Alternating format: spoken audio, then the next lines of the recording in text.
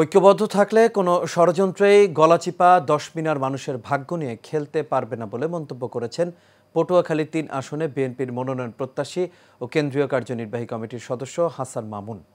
শুক্রবার বিকেল 4:30টায় গলাচিপা পৌর শহরের জৌনপুরী পীর সাহেবের খানকা মাঠে ৭ নভেম্বর ঐতিহাসিক জাতীয় বিপ্লব ও সংহতি দিবস উপলক্ষে আয়োজিত আলোচনা সভায় প্রধান অতিথির বক্তব্যে তিনি এই কথা বলেন। এ সময় তিনি আরও জানান, যে কোনো ষড়যন্ত্রের বিরুদ্ধে দাঁত ভাঙা জবাব দিতে নেতৃত্ব প্রতিষ্ঠা করা হবে।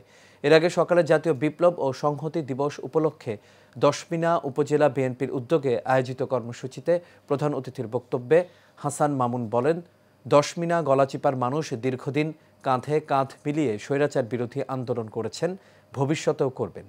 এ সময় আগামী নির্বাচনে বিএনপিকে নির্বাচিত করার জন্য সবাইকে ঐক্যবদ্ধ হয়ে কাজ করার আহ্বান জানান তিনি।